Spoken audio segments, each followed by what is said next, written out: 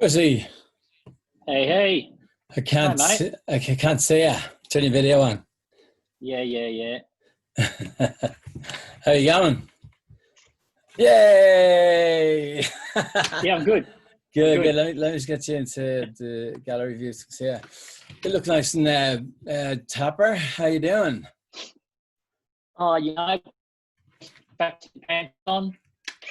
Back to what? No, just I had to go out earlier. Well, you end up just wearing tracksuit pants and t-shirts every day, don't you? Like you've got like morning tracksuit pants, Yeah, night tracksuit pants. yeah. That's pretty. How's it all going for you with the COVID? How are you finding it? Like I've seen the Oh, Saturday night things that you're doing. You haven't handing that over, but we can't do that anymore, can we? We can't do yeah, that I mean, look, the anymore. broadcast has been great fun for me, really. Yeah, yeah, yeah. We love playing music. You know what it's Mm, like. So mm, even though it's slightly different, it's got some advantages as well because, I've got my yeah, whole record collection behind me. I yeah, just reach over my shoulder and yeah. Oh, pull so out a record that I definitely couldn't normally carry. So yeah, kind of fun. And interaction's been great. Feedback's been amazing. brilliant. I think the chat and everything is Yeah, pretty important in the way yeah, the social side of it all works. So yeah, it's been yeah. And great. and you've been getting some good numbers as well, haven't you? I mean, everyone Oh, it's been knows. amazing. Yeah, everyone knows that you for like obviously the last 10 years playing the classics, but when I was listening to it, I think 2 Saturdays ago, it was just techie and housey, underground house, and some really old piano house. It was just great to see it playing that stuff again. It was mint. Yeah, look, I mean, the interesting thing is that, the audience that's listening, they're club music people. They're not Mm, kind of commercial music people. So even when I yeah, play old stuff, um, you know, it's old club music. So yeah, new club music resonates with them, like you don't hear new club music on commercial radio. You don't hear it anywhere really, mm, unless you're in a club, of course, yeah, or you're tuning into the right playlist. So, I've had a new music Spotify playlist for 3 years. yeah. It's got about, I think, about 2,000, 2,500 followers off the top of my head. I should Yeah. check that before I say that. But, I've always been into new music and I've always had, I've had my classic Spotify playlist for the same amount of time that I've had my new music Yeah. playlist. So new music's completely important to me. I love it. I would get bored with just listening to music from yesteryear Yeah. as much as there's amazing old music, 1,984 followers on my Yeah. new music playlist on Spotify. So yeah, That's new good. music's Anytime we've hung out or been on tour, and like you've always been playing me the new hot stuff, and even signed one of my guys, Jesse yeah, Bly, Jesse's track's and killing it. yeah, and it came out on my birthday, so that was the best. Yes, I did That see was that. that was so brilliant. Like so, it's Jesse Bly. If anyone was watching, it's Jesse Bly, Single Ladies, a track that John signed from a kid I was helping out, with my one-on-one music stuff. And how's he going? Tell me, how's Jesse Yeah, going? good. I mean, look, that track's been a long time coming because Yeah, we had a version of it finished, as you know, late mm, last year, that's right. Yeah, and then the COVID thing kind of happened, and we eased up on our club releases, yeah, and changed a little bit of how we were releasing music with the label. So we mm, decided to kind of hold off on that record because we felt it needed Clubland to be at least yeah, kind of running in some way, even though we're not back up to full speed. There's still, WA and mm, Queensland that has bars yeah. and things open, and then Brisbane. overseas, of Yeah, course. So it's actually in the Beatport Club chart at number brilliant. 93 or something. So Brilliant. it's awesome. He's off and Yeah. he's off and away. And Yeah, and then what happened was he reworked it. yeah, When we got back to releasing it. We were like, right, we're right to go. And he goes, look, I'd like to rework it a little bit yeah, because it's been sitting there for a while. So he reworked it, got it mastered again, and yeah, yeah, finally got it out. So, yeah. Because when and I I'm sure went, he's got some other gems too. yeah, oh man, he's a ripper. Like when the first time I played it out, it just reminded me of just a really old school French pumping house, but he has these like real clangy, chunky drums and the scratches and the real modern, fresh. You know, it doesn't sound like he is his own sound. You know what I mean? Which I think is great. It feels like, I guess it feels like to me that French filtered house, or the stuff that was coming on Subliminal Records, back in the day, or Roulette. I'm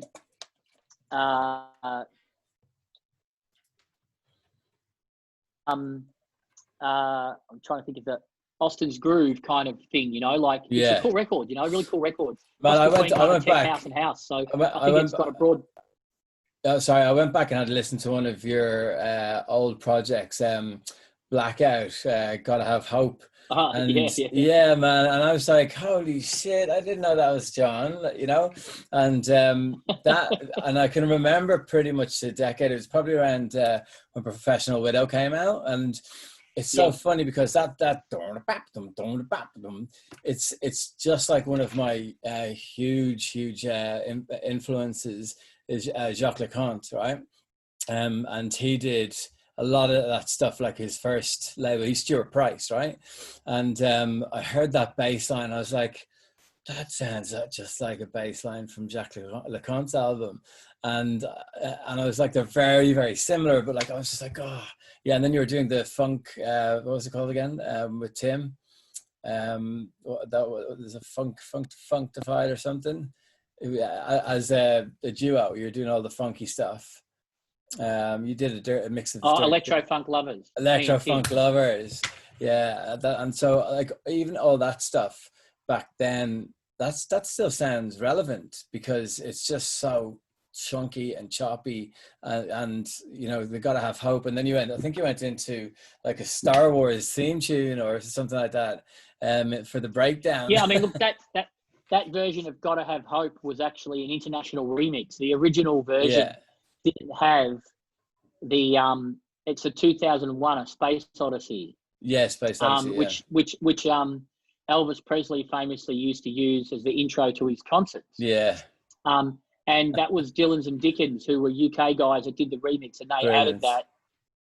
But I mean, look, what a remix. I remember we got it back into the studio on vinyl, and we were like, holy crap, these guys have smashed this remix out of the park. Yeah, big time. I just listened to it before I got on, and I listened to Groovematic, Witness the Strength as well. It's like your first record, and I was just like, yeah, it's just like, it just, you've still got the same ear. And the main reason I wanted to talk to you for the one-on-one music is the journey, because of your longevity and how these kids that I'm working, they, you know, you've won the lifetime. Sorry, Johnny. Yeah.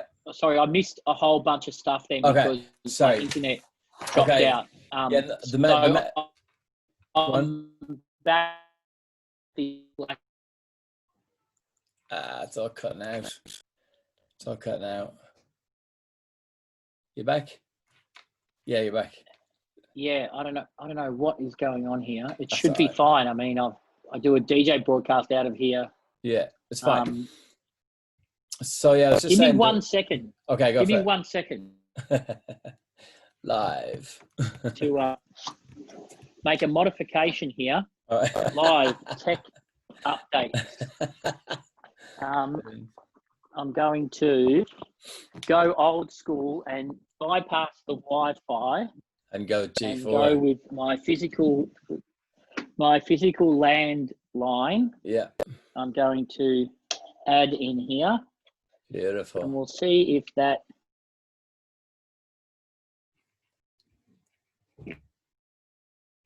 No. Can't hear the thing now.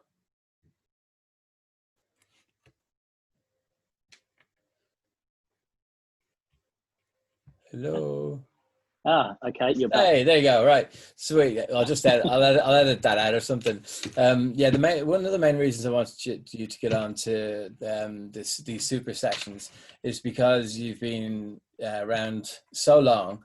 You've been relevant for so long, and I mean this in you know, the most respectful way. And I've got a lot of youngins that they've got that, you know, OCD, that they, you know, 30-minute mix in, 30-minute mix out, and they want even radio these days is so different to when we released Donald back in Junkyard and all that.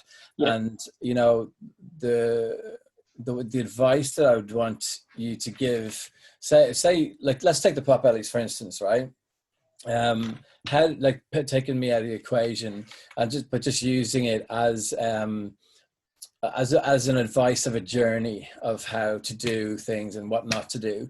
If you can give me a little kind of just a 5-minute spiel of the Potbelleez with you, like prior when you heard us on MySpace, and then all the way up through to the top, you know. Look, I think part of the things that you guys got right from the start was when you sent your very first demos, they were presented really well, which I'm sure Miles played a part in at the time. And you didn't have 50 songs on there. You had 4. Yeah. If I remember correctly, of which the first EP was probably 3 of those 4, if not all of them. Yeah. You know, we didn't sign you off Don't Hold Back because it didn't exist at the time. That's right, yeah. And, you know, we just did some homework about what you guys were about and what you did and what you were doing. And I think because we realised you were DJs, you were active, you were part of club nights. Yeah. We were confident that the people we were signing as an artist, they had things around them that was going to help them succeed. Be that a manager, be that their own drive, be that a clear interest in new music. The people as well. Like we had you were doing things. You were whereas sometimes, you know, you look up an artist when you get a demo and, you know, there's pictures of them at work being a plumber. Yeah. It's cool that you have to do that. We get people have to do that. But, you know, you've got to understand what you're signing. If you've got an artist that's not touring, doesn't play any gigs, never goes out, it's kind of like, come on, how are you participating in the scene that's going on if you're not part of that? You don't have to be a full-time producer to get your record signed, but absolutely you have to be showing signs of being involved in what's going on. So that was one thing that you guys got right, and that's definitely my advice that I would give to anybody who's wanting to make it. You can't just sit in your studio and make a song. You have to, you know, and that's why I guess a lot of demos are rarely signed out of us getting a song in the mail. Often it's by people giving them to us because they're interacting with us. They're crossing paths with us. They're at the club where we DJ. And we hear their demo and they make themselves known because they're enthusiastic participants in the scene. Yeah, just like Jesse. Just like Jesse Blocker, you know, and, you know, I actually researched him. I found him myself just as I was starting up going away from just working with women and then just opening my spectrum, and Jesse just kind of fell in my lap. And I was like, oh, and then he just played me 6 or 7 tracks you know what I mean? And, you know, just helped him with that little bit, you know, to get them a little bit more professional so I could present him to you guys, you know. I just thought he'd be... Yeah, I mean, and Johnny, the core ideas is what it's all about as well. You know, your early tracks had the core ideas that we could see that the Potbelleez collective were bringing something to the party that was that had substance. You know what I mean? Yeah. It wasn't when you looked into who was writing the music and who was singing and who was writing lyrics. It was the people who were presenting the music. It was us, yeah. And I think that authenticity is, I mean, obviously there's a lot of music out there made by other people, but I think that the core ingredients of the Potbelleez was primarily, I would say, creatively driven by you and Dave. And obviously when you added Alan, you got that extra lyric element. Yeah. But right from day one, we could tell that you and Dave were passionate DJ music people that were always going to bring a certain flavour to the project. The same thing with Peking Duck, you know. Yeah, like I was just going to say. Yeah, when Guy first played us Peking Duck, you know, they were more of a club kind of, you know, hybrid kind of act. They hadn't written things like Hi but Yeah. they always had this flavour in their music. Yeah, yeah, and performance. Yeah, that flows through. And I mean, the same thing, as much as we didn't know Avicii was going to be as big as he was, when we first signed Avicii, which was, 8 releases before he made Levels, Yeah. the very, very first demos that we ever heard when Andy was in Sweden on tour, and that's how we managed to sign him, because Andy Van played a gig in Sweden, and Ash, who was Avicii's manager, said, "Come and look at this young guy I've got," and that's how Andy saw him and heard his music. But those really early demos, which we've still got some that aren't released, they've still got that melodic kind of beautifulness that Avicii become absolutely famous for. Yeah. And so while his production increased, his adding lyrics skills increased, all of those things got better, the core element that is probably the unique thing about Avicii is that beautiful melodic stuff that he does. It was in his early demos. Yeah. So I think what record labels and what people like Vicious look for is not so much the generic kind of beat side of things. It's more, what's the person, the key person in the project, or the key people, what do they bring that's going to drive that project record after record after record? Yeah. You can get some other people in to mix stuff down. You can get of course, people like Sam Lamore to polish stuff and bring a little bit of their final, and Klaus. And, everybody doesn't have to be an expert audio engineer and mastering person. I better say all of those elements. I better say Ivan Goff as well, because I've got him next. No, of course. But, there's people like Ivan that can obviously write music and they can produce, but they can also polish other people's music. Yeah. I mean, you don't, my track that I've got out at the moment, I made it in my studio, but a friend of mine mixed it down. Yeah. Because he's better at, getting the compressor to work properly and getting this EQ or that EQ, Yeah. I sourced the sounds and the drums and I made the record. Yeah. But my version, while it's got all the same ingredients, doesn't sound sonically as good as my finished mix down, because it was mixed down by a mixing engineer and it was mastered by a mastering guy. Yeah.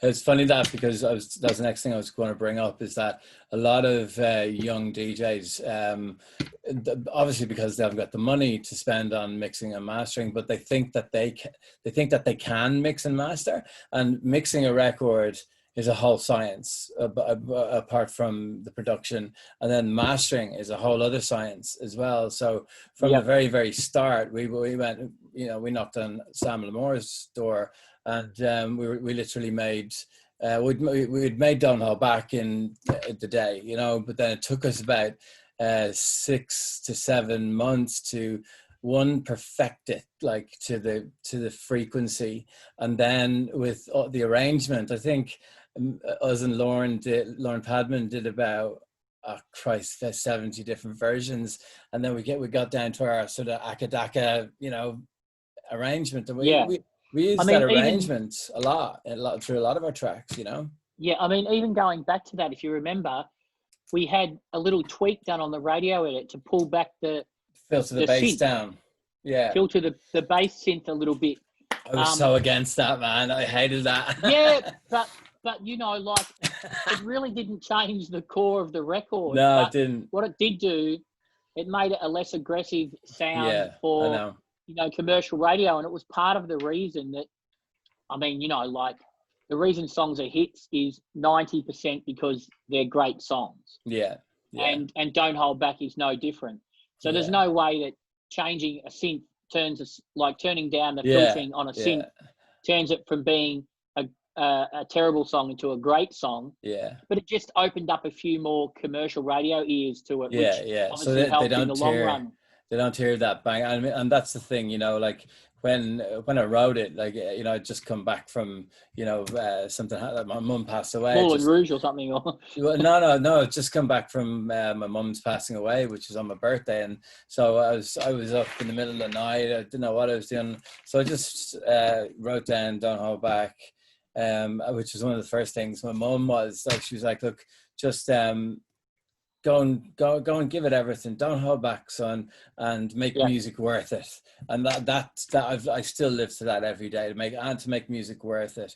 And that's not just about these; it's about helping other people. That's why I'm doing this one-on-one. But with Don't Hold Back, the whole thing is a conversation. You know what I mean? And that everything that we do, whether I've written it or Alan's written it, or we've written it together, or we've produced it together, or whatever, every single track that we've done has got like a spoken actual story to it, which I think is lost in dance music, and it hasn't been around in quite a while. You know what I mean? Putting those big U2 kind of soaring vocals, or you know, big vocal tracks with huge sounding, like, you know, anthems that you'll hear in a festival. You know, I really miss that stuff. You know what I mean? Yeah, I mean, look, music, it all goes in waves, doesn't it? And there was definitely a moment when those huge euphoric, as you say, I mean, your track had it. Early David Guetta records were like that, even though they become quite tough in the end. Avicii records were like that. Yeah. There was a lot of music at one moment that had these huge melodic kind of uplifting moments, almost like trance. Yeah, I was just about to say, yeah, the big trancey kind of chords. But, you know, I mean, music moves in full circle, and now you've got, you know, I think predominantly there are still songs with great lyrical messages, but certainly the production's very stripped back and kind of more about a groove at the moment, I think, in a lot of stuff. I mean, you know, I love House Arrest by Gorgon City. And I also love Deep End by John Summit, which is out on Defected. And I love the Love Generation record, I Can't Live Without Your Love, you know. But production-wise, they're all very stripped grooves, and there's not really melodic, uplifting moments, even though they've got great bass lines. It's just about a lovely moment of vocals sitting with a groove. It's just a different period of music at the moment, you know, and it's actually quite, that's what I'm making at the moment. But I wanted to use Ivan Goff as a reference with your In My Mind, or In My Mind. You know, he made that with the boys, what now, like 10 years ago, let's say, you know, and then a couple of guys from Germany, was it, or Dutch guys? Italian guy. Yeah, he just looped the chorus and put some real, you know, sort of hard bassline driven chunky track over it, and it's just You're In My Mind pitched up a couple of semitones and warped over and over and over and over and over again, and it's got nearly 1 billion hits. You know what I mean? Second highest, I think it's the second highest streamed song of 2019. I mean, crazy. You know, the cover version is the gift that keeps on giving. If you I know. We're not allowed to cover it because of the bloody G-pad. We're not allowed to cover Don't Hold Back, you know, because people are sick of it all as it is, you know. They had to listen to it every 10. Yeah, they've had to listen to it every 10 years, for 10, 11 years non-stop every time Foxtel have an advert. But that's it's hilarious. So, like, say I've looked at you and you know, obviously Andy, Ivan Goff and Sam as my mentors, right?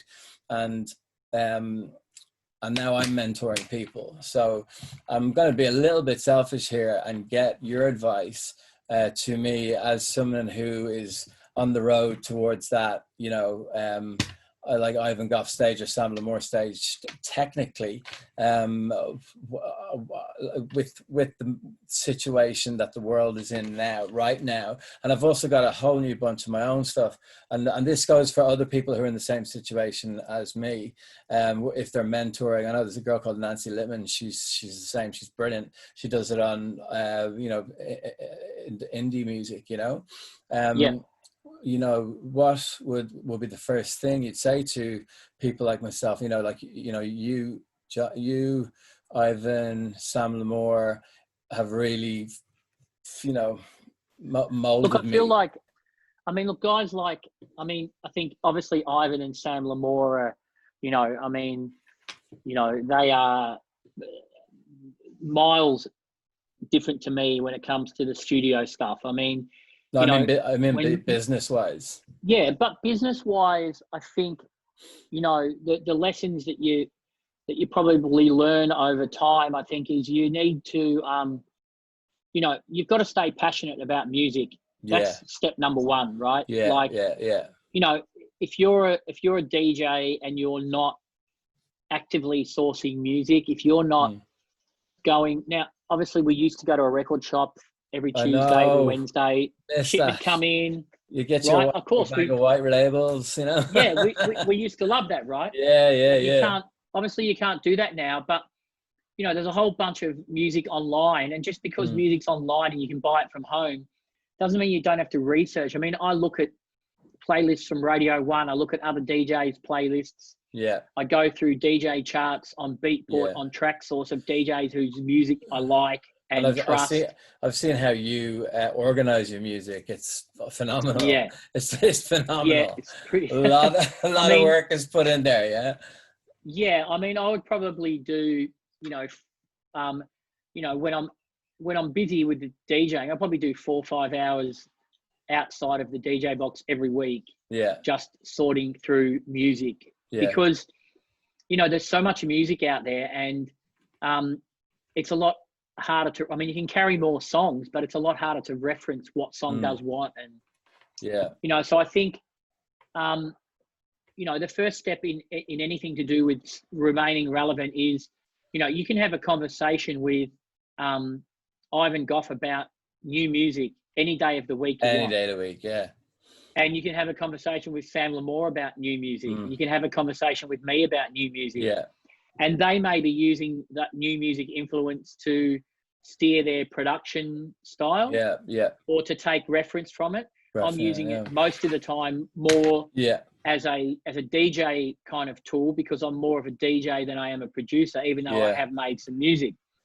So that's got to be the number one. Yeah. And I guess the number two is, you know, obviously, you know, you got to keep your feet on the ground. You can't get caught up in, you know, there's a moment when you're on top of the world, everyone tells you that you're the best. And that's when you should be working harder than ever, because at that moment, when someone's telling you you're the best, the person who's going to replace you, and everybody gets, there's another new best, they're coming up, you know, like, so you have to remain kind of humble and be, I think you need to be open and friendly to people. And I think that by and large, you know, the people that you've mentioned, yourself, Ivan, Sam, you know, other people that we know, Andy Van, all approachable, you know, open-minded people that, provided you approach them in a nice way, are willing to give you feedback, are willing to help you, you know, are willing to get involved with your music if you want, you know, if you go about it the right way. So I think staying a little bit humble and having an idea of, big time, you know, kind of where you fit in the world is really important. Yeah, I agree. And mental health as well. I mean, I was going to say, go ahead. It comes on the back of it, because if you've got, you know, if you've genuinely got a passion about music that you're maintaining and you're keeping up with what's going on, you are keeping your feet on the ground, and you're still in touch with all of the people that are part of your life that have got nothing to do with music. Yeah. And then thirdly, what those two things does is it keeps your mental health on track. Yeah. And having your mental health on track and your creative process on track allows you to make the most of opportunities. And that would be the thing that comes last in a long-lasting career, is that when you are in a good place mentally and you feel like you're on top of your game as far as professionally, opportunities come and you understand what they are, and you understand how to use that opportunity to help you, as opposed to, let's say you're DJing, you're burning a candle at both ends, you're smashing it 5 nights a week. During the week, you're waking up at 3 in the afternoon every day. Those days were a long time ago. Now, look, that stuff might happen for a little while, and you know, you whatever. I'm not here to judge. You can't maintain it. And what can happen when that's happening is the opportunity that comes up for, I don't know, a mentorship role with Red Bull. Yeah. You know, they're not going to knock on your door when they know that's your lifestyle. Yeah. And they know that's It's how not my things roll. lifestyle. So, It's not my lifestyle. no, But I'm not saying. I've not had a drink in 6 months, mate. No, no, but I'm making the point that I know. while you can party, everybody can party for a little while. Yeah. Long term, one of the things of lasting long term is being able to step away from the party, and understand and have the mental ability to judge where you are in the market. Where do I fit in as a DJ? Where do I fit in as a producer? Yeah. Where does Vicious Recordings fit in as a record label? Yeah. Where do I fit in as a manager or an advisor to an artist? And you can't have that clarity to evaluate those things if you're just caught up in the moment of partying. And that's where I think this COVID thing is going to be, while it's challenging, I've spoken to so many people who've stepped back, obviously because they have to, have stepped back from DJing 5 nights a week. And as a result of it, they're like, you know, I feel a real level of clarity about, you know, what I think I want to do for the next couple of years. Yeah. And it's an interesting side piece that's come out of a bad situation. And I feel like, you know, there's always an upside to any situation. And while financially it sucks to lose gigs during COVID, and while on a personal level you don't get to mix with all of your friends that you otherwise would, on another level you get to step away from everything and look at it in a new way, and look at maybe concentrating on something else, or learning new skills, or applying yourself in a different way, or who knows? I mean, you know, these sorts of conversations that we're having now probably comes partly out of the situation that you've got a bit more time, I've got a bit more time. You know, I've got a bit more time, but I'm working on less artists. So I'm working with artists that are, you know, from really cool Billie Eilish kind of pop end to really underground hip hop.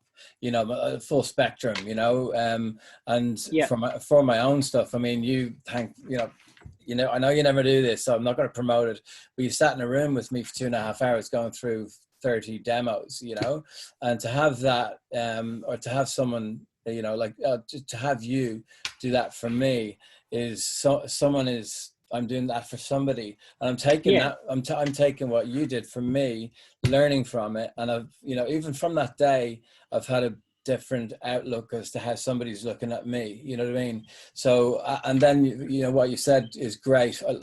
To know where I am as a producer, and that's about finding the best artist that I can do the best job for, and not to have not put my sound on it, but to get that core of the artist, whatever sort of music they make, it doesn't matter. It's about that core and that brilliance and that vibrancy and the energy. I've just picked up one the last 2 weeks, and she's just mind-blowing. And so, and you know, she can do huge big ballads to dirty skanky, you know, rockin' tech house, or like electronic records, you know, but she's just got this swag about her, you know, and she could be huge, absolutely huge. And that's the, you know, that's the core of finding music and developing it. And when I said understanding the space that people are in, and you as a mentor or as a producer, if you were so arrogant that you thought you were the best in the world, you don't have the same humility about her music. And then you miss that project because you're too wrapped up in thinking I'm the best that there's ever been and no one can beat me. So that's just an example of, you know, how opportunities, if you're in the wrong headspace, don't even come up, because you're putting yourself above other people, or you're putting yourself as more important. I mean, you have to be able to stand up for your opinions and be able to stand up for your music. That's part of having strength of character. I mean, you know, if I go into a gig, I don't walk into the gig thinking I can't rock this venue. I always walk in like I own the joint. Yeah, me too. Now, you know, whether or not I always, well, you know, that's subjective, isn't it? But it's subjective on whether or not we do or we don't. But you have to have a level of confidence in what you do. So I'm not saying there's a difference between confidence and belief, but not arrogance that you put yourself above other people, or you put your Yeah. opinions necessarily above other people purely for opinion's sake. I mean, I've got feedback that I'm going to offer any Yeah. artist. You know, I've obviously also got a job where my job as a person at Vicious and a developer of artists for the label, my Yeah. job is to give feedback to artists. So, Yeah. you know, am I going to devote more time to an artist signed to Vicious than I am to a stranger artist that's got nothing to do with Vicious? Yes, I probably am. That's part of the advantage of signing to us. Yeah. Is you get more. It is, you by get the more way. of, yeah, but you get more of what we bring. Yeah. And I think one of the things that we've always prided ourselves on, myself, even Guy, with the way he went through dealing with Peking Duck, that he learnt from myself and Andy, is, you know, A&R is about trying to develop artists, and it's not telling them do this, do that. It's trying to explain why maybe the vocal could do with a bit of a tweak, or I remember with I think it was From the Music, which we actually ended up winning an APRA Song of the Year, right? And myself and Justin Shave were finishing the record off, right? And then I think either you and Miles or someone just, I think you said it's just not quite right, and it was never going to get too far away. Massive tune, right? We knew it was going to be a hit. So then myself and Shave were just like, right, fuck it. We scrapped everything, and we just did the pentatonic do do do do do do do do do do do do do, and then made a track out of that. And we stayed literally for 48 hours in the studio and finished that record. Went to #1 and went to platinum, sitting up there, you know. And the lyric content and the lyric barely changed. Barely at all. Barely at all. But the whole feel of the, I mean, the original version, people can hear it on the album, versus the single that came out, which was almost your own remix. Which ended up being the radio version, which became the hit. So, the hit. Yeah, I know. You know, there's always. Crazy. I remember Andy Van going through that record, kind of with a fine-tooth comb and making suggestions that you guys really took on board, and that's we love it. We love that.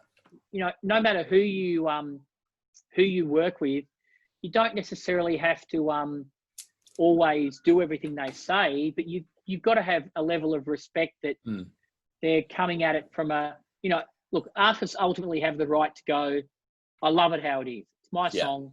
I love it how it is. And we respect that. We totally respect that. And and we've had artists say that, and we're like, okay, it's your call at the end of the day. You've got to put your name to it. And, you know, I had a release on Vicious with Mr. Timothy, Electro Funk Lovers. We didn't want any remixes. We didn't do one remix of that song at the time. And our reasoning was just because we wanted a lot of focus on the original record. Artist. And if that meant the record, you know, performed 5 out of 10, but it could have performed 7 out of 10 with a remix, we were cool with it performing 5 out of 10. As far as exposure and where it got to, because it was 5 out of 10 only focusing on the original version. So we felt like the big picture, and that was our first record that we'd done together that was an original. We'd done a stack of remixes by that stage. Brilliant remix. But we felt like the planning, you know, now unfortunately we didn't go on to make a lot more music together after that through a whole bunch of personal reasons. But the plan, there was a plan behind it. There was a theory behind it.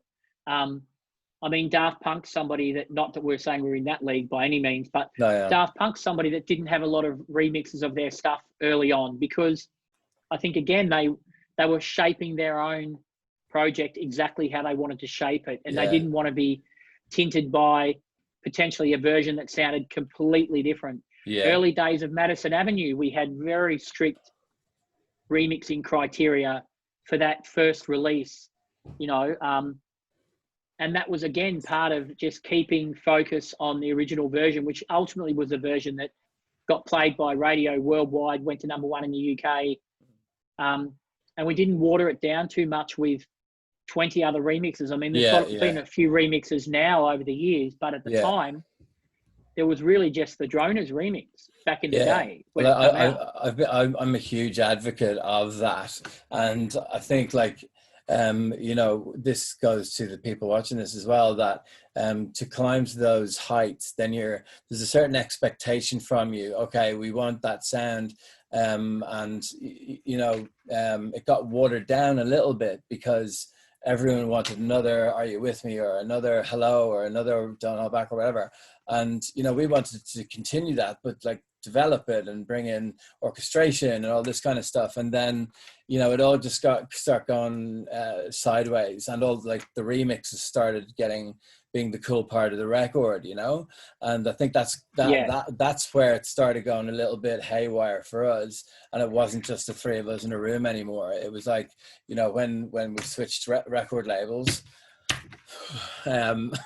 everything changed. Look, I mean, I think remixes, you know, they definitely have their place, and it's great to bring other creative people's network into your network, and that's what a remix does. You know, you know, Mind Electric remixes a song, and suddenly his network, who love what he does, are looking at my song. I love what he makes, so that's why I wanted him to remix my song. But he's the only remixer on it at this stage, because again, it's as far as me doing original music, and even though it's a cover, it's still my take on an old song. I'm not like some guy that's super established and has 10 releases behind me. You know, even though me as a DJ is very well known, as a producer, it's not. So it's important that the early days of cultivating that, when I've got more music coming later in the year and early next year, which I've already got underway, it's important to make sure that it really is a stamp of what I would play and get behind, and not other people reinterpreting it in ways that maybe I don't support as much, you know. So there's a time and a place for remixes, and they've certainly done amazing things for a lot of people. But I hate seeing a remix package with, you know, 8 remixes. It's like, it just makes me feel like no one could get it right. I'm a true believer of make what you play and play what you make. You know what I mean? And then if you just get that simplicity right, and you know, I've got 10 different versions of me for, like, say, Johnny Sonic stuff or whatever. I think you heard all 10 of them and more. But there's still a certain thing out there. Like, I've got easily 20 of the tracks that you heard finished, you know, and 12 of them absolutely done. But I'm still struggling now. This is my 3rd decade into music, 27 years I'm making it. I'm still struggling. Okay, what am I going to do next? You know, even though people will see this kind of, you know, he's had huge success. I really want to work with him as a mentor. Even I'm still struggling with, what am I going to do next musically myself? Yeah, but I don't think there's ever a definitive answer to that stuff, Johnny. I mean, you know, that's nice to hear. Just because, you know, like, you've got 27 years of experience that you can help other people with, but you're still allowed to have your own anxieties, misgivings, thoughts about your own music, because it's never going to be perfect, and it's never going to be, I think it's a creative job, music. It's like, it is. You know, when is a painting finished? When is an actor done the best possible job they could do? I mean, I think you said it perfectly. You said it perfect to me. I think in New Zealand we were coming back, and it's like you said that a record's never finished. You just run out of time. I thought that was just one of the best things that I've ever heard. Yeah, well, I think, you know, technically you could always do something more to a song. I mean, that's not to say that there's not a perfect time when the song is as good as it's ever going to be.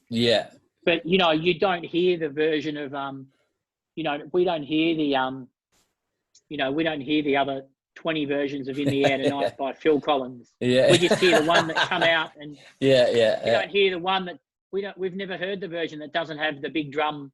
You know, like, that's the moment, right? That's it. How do we know that wasn't version 20 of 19 of the other 19 didn't have it? And they put that in and went, And if they'd have done 23 versions, they may have taken it out again. Yeah. I mean, That's literally how we did Are You With Me? We took the whole session of Donald Back, put it into MIDI and put it up a semitone.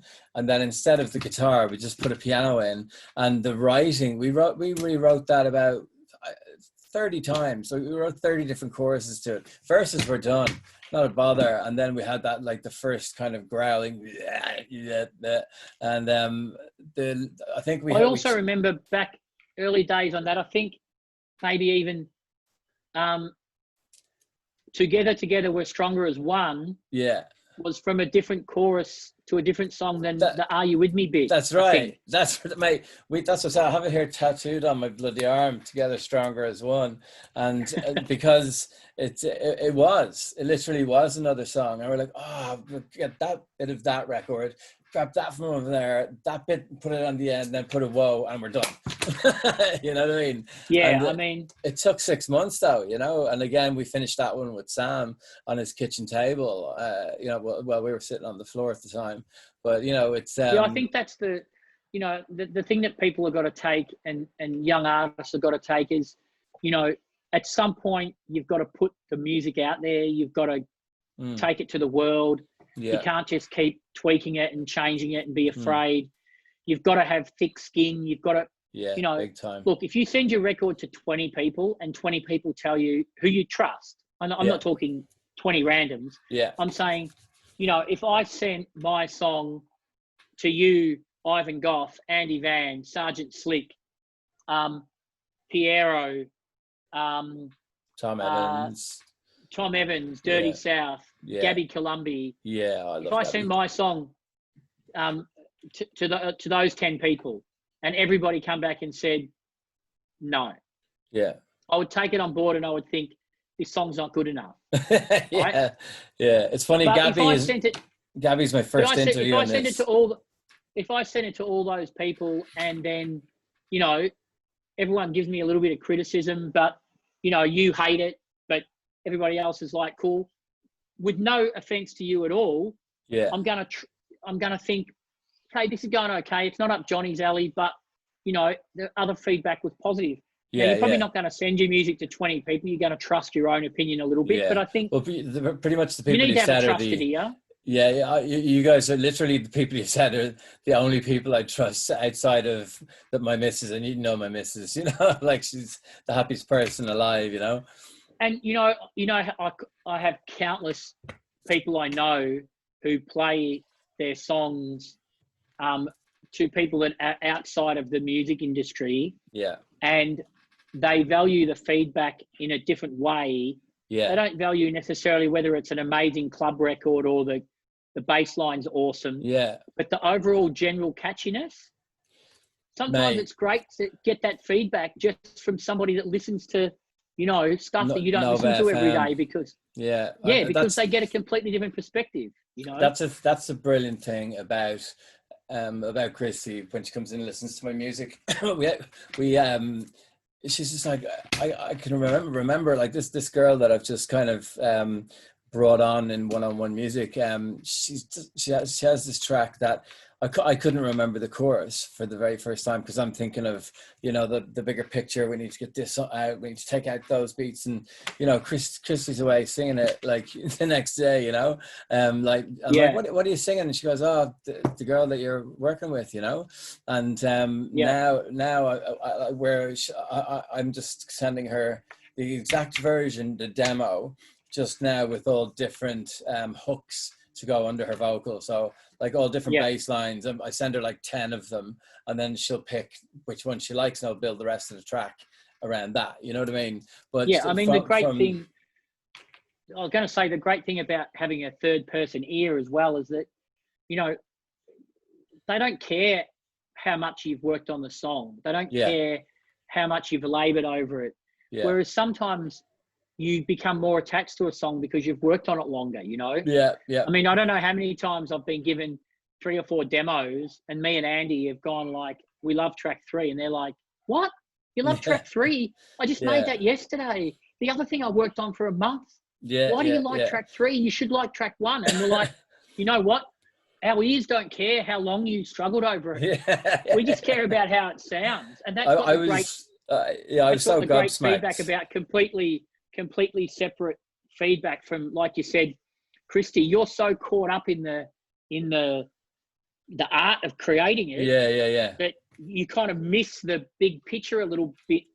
That she hears it and doesn't even think, oh, gee, that kick's not right, or that snare's not right. Yeah. She just goes, gee, Johnny, that's a good song. Yeah, and then you go back to it and you go, you know what? This is a really fucking good song. And I knew it was, but I was just getting a bit caught up in the technical side of it. But overall, this is a really good song. And that's the art of, I guess, A&R and advice and mentoring, is trying to be able to get those really good bits, the good songs, the good sounds, understand them, bounce them off a few people, give feedback, and have it improve the end result, hopefully. Yeah.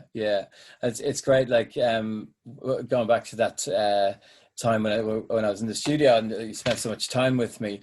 I was gobsmacked by the ones that you picked, and the ones that you didn't pick. I was just like, every single person has told me it's a hit, including other labels. And the second the vocal came in, you're just like, no. I think because the vocal was too loud or something. But you were picking all the techier stuff and the like underground stuff. And I'm just like, yes, you know. And you know, I go over I'm not necessarily. I don't think anyone's always right about this stuff. It's a creative. You know, I love how my record that I've just finished and put out, it comes out this week. I like the flavour of the production. I've deliberately made it like that, and I like it like that. But I've had feedback from good friends who I respect what they do, and they've been like, I feel like it's a bit stripped back, it's a bit bare. And I'm like, okay, fair enough comment. I understand why you're saying that, but that's the kind of flavour I'm going for. So I'm not going to tweak it too much. I might add a little bit, but I'm still going to keep it pretty much on that stripped back kind of, that's what you want, house groove that I've got. And that's just an opinion. But again, it's about listening to other people, respecting what they say, understanding why they say it, what they might do in their record. Sometimes it'll be like, you know what, that's a fucking great idea. I'm going to really look at that. And other times you've got the right to go, look, I understand where you're coming from, but I like the feel of it, so I'm going to stick with where it is. And as long as, you know, it'd be like, as an example, a very extreme example, but if you made an instrumental record and you really love it, and somebody says you have to put a vocal on this, if you put a vocal on it, it could work at radio, you can say, you know what, I don't want to put a vocal on it. It makes me I'm cringe. just saying, you can say I know, that. I've been told so many times that though. But you can't then go and say to the person, why isn't this working at radio? Yeah, exactly. That's the mate, difference. that's been the bane of my life the last 17 years. You know, I mean, but another example. There's always reasons why things may or may not work at radio, and radio may want different versions of stuff, and it's whether or not you feel you can bend to those things on your project. Obviously, if you're a pop artist, you're in that world anyway. That's it, so, you know. And like, just going back to this girl, this artist that I've just started working with, she sent me the track and she did it with a producer, and she's just fantastic. But I thought the track was lacking a bit. It wasn't doing justice to the vocal. It's just one simple bass hook and a kind of like a top and a mid. It was just one whole hook the same way, and it just didn't feel right. And so I just changed the whole thing. I thought she wanted me to just change the whole thing. So I changed the whole thing, made it a bit more donkey and a bit more kind of like, you know, weird and electronic. And she's like, she's like, I'll ring you back in 5 minutes. And I was like, all right, she's having a good think about it. And she's young, you know, and she's very, very happy and, you know, grateful to be working with me. And she goes, that's like the remix record. That'd be cool, you know, like, cool, but like I really want to work on what we have. That's where I'm at. And I was like, fucking brilliant, you know. So I've taken the original. Now I'm in that session and I'm just replacing the hook with another really stripped back bass line, you know, and so I'm going to send her 10 of those today. I was doing that this morning, and she can pick whichever one she likes. So it's, you know, she's, you know, young, but she has that mentality, and she's got a bit of an old soul to know that, like, this is my sound, don't fuck with it. And I'm like, brilliant. That's exactly what I wanted to hear. You know what I mean? Yeah, no, it's always good when people have got a vision about what they want, that they're open to it being improved, but they don't want it completely changed. And it makes because my you've got to job be easier. true to what you do. Mm. Yeah, and you've got to be true to what you do. You know, like you've got to. I'm a little bit like that with this record I've just done. I feel like that the groove is a house groove that I'd play anywhere. So I can stand behind it. And you know, for better or for worse, it's what I kind of, I think, resonates with what I do. So it works, it fits. Yeah. So, all right. Well, I know we're coming to the close. I know you got to go soon, but what advice would you give to all the DJs out there at the moment and all the producers out there at the moment, stuck at home? You know, obviously Sydney and a couple of other places are Brisbane is hopping, but especially to our friends here in Melbourne, what would you say to them? You know, being the one that we all look up to. First thing, I think you've got to, you know, keep networking with your people. You know, like we are socially distancing, but really we're physically distancing. Yeah. And socially, we should be not distancing. So, you know, I go for a walk pretty much every day. I ring all of my friends. I've done multiple things like this. On Sunday night, I did a Zoom with 8 of my mates. Brilliant. Just to catch up, have a few beers. You know, they weren't industry people, but I sometimes ring industry people when I'm going for a walk, see how they're going. You know, I just think also my mentality is kind of like, we can't, you know, no single person can change what's going on. And we can all have our opinions of whether we think the government's doing the right thing or the wrong thing. And, you know, that's fine. But at the end of the day, your mentality can't be getting wound up about that stuff. I mean, you know, I'm kind of on the side of a cautious, healthy, health-driven approach. 100%. Some people who I respect greatly feel like more business should be able to open at this stage. And that doesn't mean I'm right or wrong and that they're right or wrong. I'm with you, mate. I'm with you, mate. Slightly different perspective for whatever reason. But at the end of the day, you know, I don't get too caught up in letting my opinion on that or their opinion actually change my day-to-day vibe, because it's a global pandemic. It's a very strange situation we're all in. And I honestly believe that whether people are making mistakes or not making mistakes, they're all trying to do the right thing and they're all trying to get to the other end of it. And they may have different methods. And if you spend your whole time worrying about that, you're going to miss a chance to actually work on your own things. So, well, I was just about to say that, like, do you think that it's a good time for people to be releasing as much music as possible or to be holding it out? This is something I've struggled with myself. I wouldn't necessarily releasing as much music as possible, but I mean, I've got no problem putting a record out. My record comes out on Friday, commercially, as in on Spotify and everything. I think, you know, life goes on. You don't just music is not just about finance. In fact, for most people, it's probably more about art and making things that we like than it is about making money. So if you look at that mentality, then why not just keep putting music out? Because, and then the money comes. That's just an after effect. Like if you, you know, I just think the biggest artists in the world have put music out through this period. So it's good enough for them. It's good enough for us. I mean, the only thing that we have done as Vicious is certainly we curtailed the purely club-focused music a little bit for a couple of months. We're back on to releasing stuff now. And that was only because, you know, all of Spain, Ibiza, Europe, half of America, all of Australia, all the clubs were shut in all of those places. So what were you releasing? More commercial stuff or? Not necessarily commercial, but stuff that lived more online. So Guy's label, which is under us, Be Rich, that Guy runs. Yeah. He was putting some of the kind of slower electronica out. He put Charlie Threads out, which is a hip hop artist. Yeah. Cool. He put Noi out. So that doesn't necessarily live on a club dance floor. It lives in Spotify playlists. Yeah. It lives absolutely. online. It lives on independent radio. It lives on blogs. And all of those things are still running.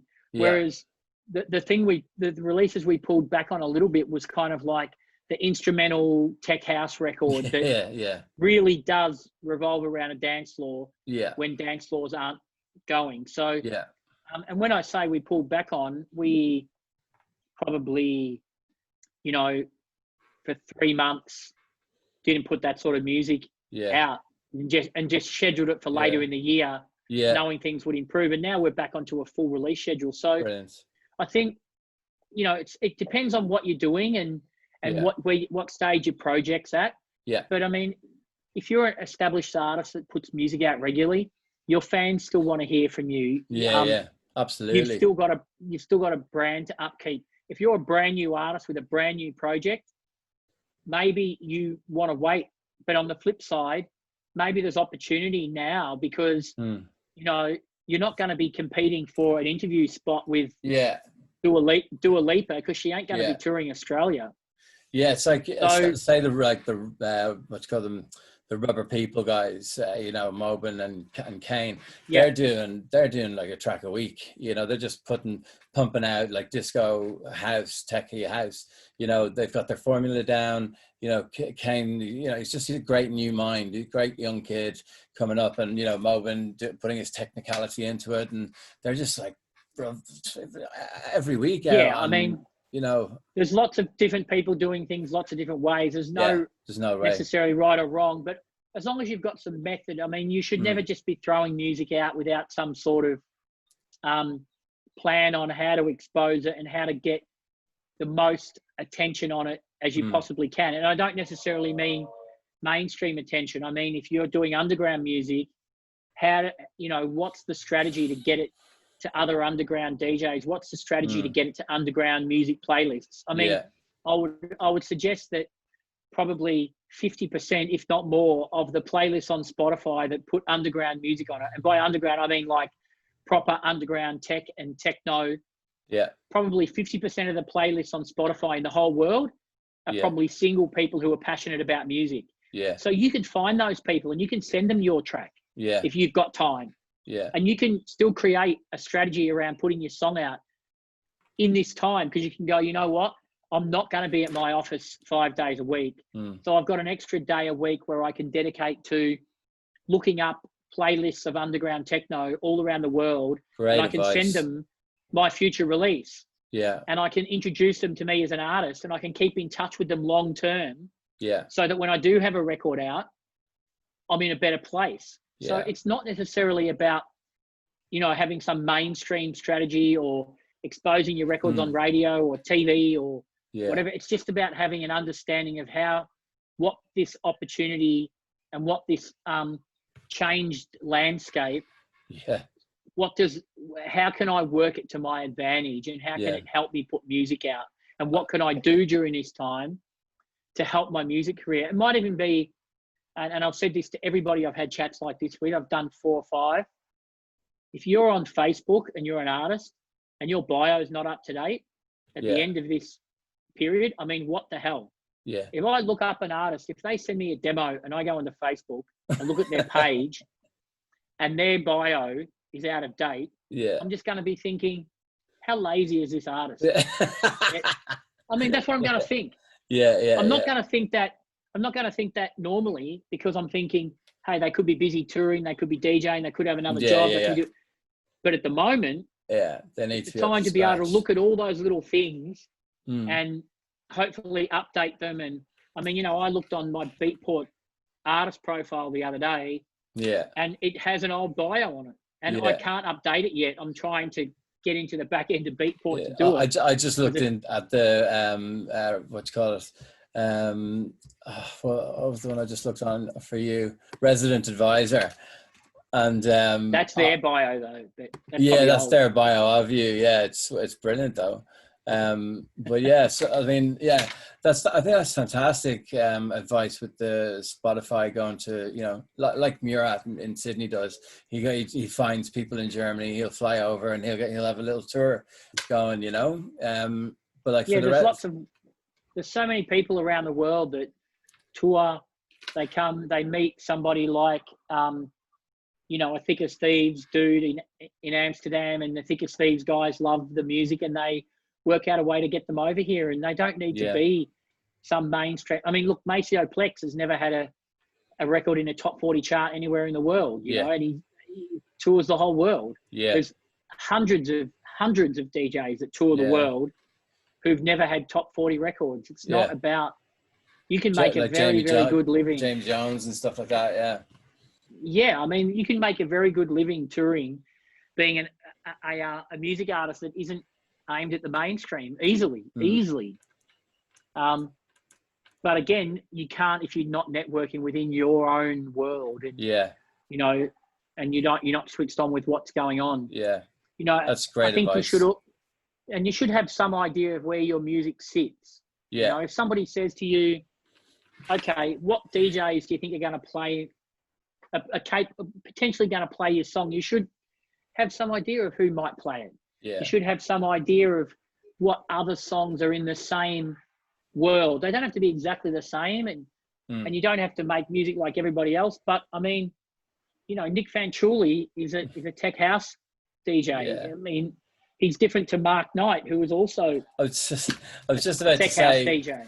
I was just about to say, like, with my two influences as a Johnny Sonic would be Sharam J, Bunny Tiger, Mark Knight, Tool Room, smash them together, and a bit of my craziness on top of it, you know. And that's how I love those two labels. And then a little bit stripped back, like some of the Defected, you know, those tiny little vocals, you know, like that's just my personal stuff. You know, that's how I look at it, you know, versus anyone else. And that's good, because then you kind of can think to yourself, okay, you know, when I play those records in my DJ set and I play my record next to them, does it cut it? Does it? Does it create the same feeling? Does it create the same? Does the dance floor stay strong, or does it drop off, or does it improve? You know. You need to have some measuring stick or some idea of where your music fits. Even, you know, an underground electronic artist that only uses electronic bazookas. There's, you know, somewhere there's another artist that only uses electronic flutes, and they're in the same world. And you know, they should be aware of each other's world if that's the world they're operating in. You know, you know, I certainly know what DJs I think could play my song and who I'd love to have play it. You know. So what's next for Vicious and the artists on Vicious? Vicious, Andy Van's got a new project called Super Disco Club that he's been developing for ages. Sick, brilliant. Which is going to be really good. Sergeant Slick's got follow-up to Gimme Gimme Gimme, which is a really good kind of disco sampling. To me, it just feels like a... That's the Le Trick thing, isn't it? No, Chloe. Le Trick's a different project. All right. But the Sergeant Slick is with us. Le Trick is with a different label. Sergeant Slick, the follow-up to Gimme Gimme Gimme is basically it sounds like an Armand Van Helden disco house record, you know. This is what I was asking you. How did he clear that? How did you clear that sample? Gimme Gimme Gimme. Well, it wasn't a sample, it's replay. Ah, right, okay. And so there is no sample. It's a cover version. And we cleared it. We sent the original song and all the parts over to ABBA's publishers so they could hear that there was nothing of their original recordings in there. That's a great bloody rework. And they gave us our blessing on the cover version, and that was done. Brilliant. So so we've got new Sergeant Slick coming, which is a killer record. Me and him have worked on a track together. Awesome. James Ash from many years ago has been sending us through some music, and we've re-signed him. Brilliant. So we've got We've got a couple of things coming So it's from him. Obviously, rogue Jesse. traders, yeah. It won't be Rogue Traders, though. No, that's what I'm just saying for people watching this. Yeah. James Ash was part of Rogue Traders. Yeah, and Rogue Traders started with us. Yeah. And then moved to Sony when they added the singer. Nat. When Nat was added to it and it became Yeah. more of a pop thing, they did that deal with Sony. But the early dance stuff was definitely with us. So we've known James for years. Yeah, great lad. And what else is coming? Jesse's got some new stuff, obviously, that we're working on. Mind Electric's got some new stuff. Yeah, I love Christian's flavour. Yeah, Condo's got some new stuff out of Queensland. Right. So there's always lots going on. Always things coming. Always. Well, I'll be sending you a few myself in the post. Nice one. That man, John. Thank you so much. Thank you so much for today, man. And no worries. Have a lovely day and say hello to the wife. And good luck, man. Thank you so much. Same. Really and all the best to everybody watching. Stay safe, and we look forward to seeing you on a dance floor soon. Hey. Big time, mate. That's the way to sign out. See you, Sean. Cheers, Thanks, mate. Sean. See ya. Bye. Bye.